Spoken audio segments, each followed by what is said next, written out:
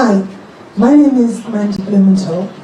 It's actually going to be my first time of voting in London. I've lived here for less than a year. You're talking about anti-Semitism. I've seen a lot of it. But the worst places that I've seen it here in London is at our universities. Now, the worst week that actually spread into 2 weeks this year for anti-Semitism, as well as intimidation and real hatred, is what's known as Israel Apartheid Week. I would like you all to actually pledge tonight, if you're voted in May, what you'll do to stop that happening next year.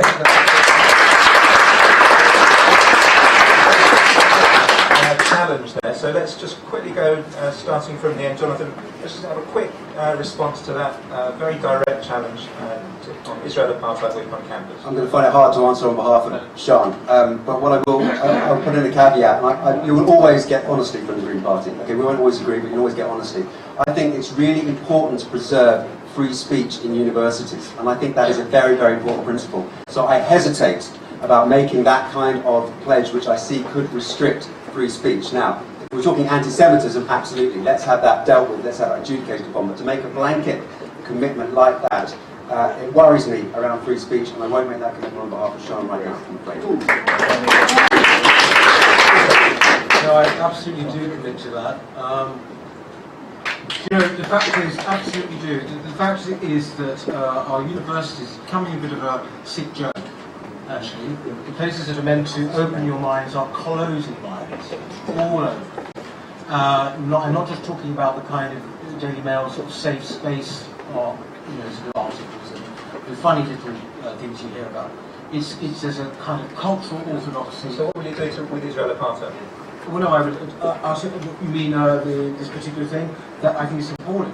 If I totally with the lady here.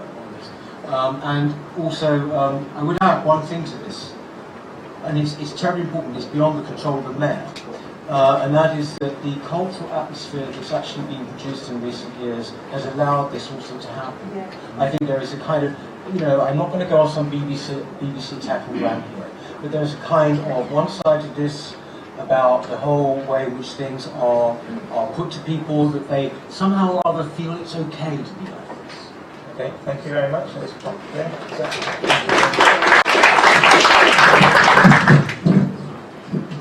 one to talk. Thank you very much. It's true, the mayor can't instruct universities. That's not the power the mayor has. But the mayor does have power, has a big platform. It's called soft power, but it works. And Boris has shown that with all kinds of campaigns that he is engaged in. And I think we do need to apply pressure to universities. There is a difference between people having the freedom to express their views and people expressing views which are incitement. And the line is there, it's relatively clear in most cases. And it's clear that when students engage in activity that crosses the line, as we saw at King's College, then the authorities need to take a zero-tolerance approach. Anyone engaged in violent activity of that sort, or incitement to violence, should feel the full weight of the law. We might find that if we apply the law, and the rules do exist, if we apply the law properly, then those actions will begin to diminish. And I just want to make one point about the BDS. As an MP, I've been lobbying relentlessly about BDS by some members of my own community. And it's often described as the new anti-Semitism.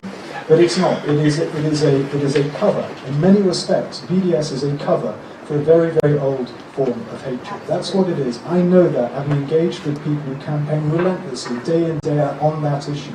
They're not campaigning on BDS. They are campaigning in a way that they believe makes anti-Semitism acceptable. And I think we need to be very clear about that. I want to make one point, so I question your question. The greatest platform for anti-Semitism today, I don't think is university. Yes, it is rife. Yes, it is happening a lot. It's on social media. And that's a much harder problem to challenge. Social media allows each and every nut job the possibility of creating their own little empire, their own little platform from which they can make statements that in the old days they simply wouldn't have been able to broadcast. And I hope, I can see I'm being turned off now, but I hope we'll have an opportunity in this debate to talk about what we're going to do online, because that is a source of a torrent of abuse and violence and hatred.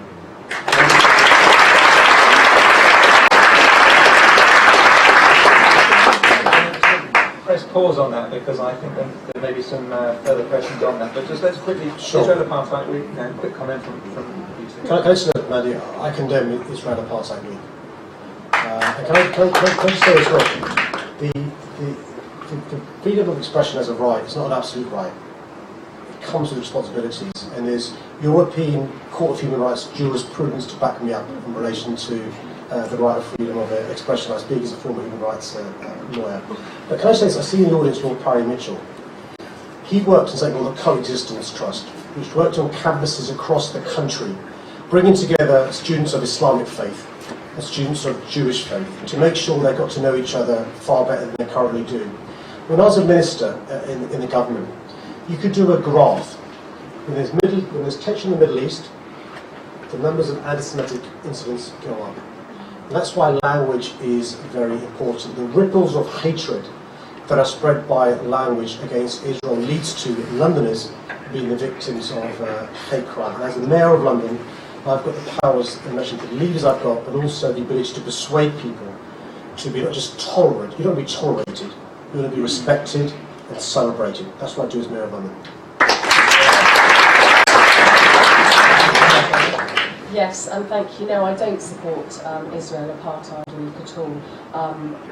It's a terrible idea, but I do agree with the principle that we are entitled to free speech. But as has been said, it's got to be that it doesn't incite racial hatred and violence, as we have started to see in some cases. And that's why the point that was raised earlier, I said I want to have a comprehensive strategy where we will deal with the reporting, the investigating and prosecuting. So that does mean taking things up with the prosecutors to make sure we tackle hate crimes wherever they occur. If we start to see some serious prosecutions, hopefully we can start to tackle this. But, you know, the Mayor, and I've seen it myself in the last 8 years at City Hall, the Mayor has far greater powers than technically what it says on the statute. And I will be using my voice as Mayor of London to campaign with you and to raise these issues when they come up, to make sure that all communities feel welcome in London.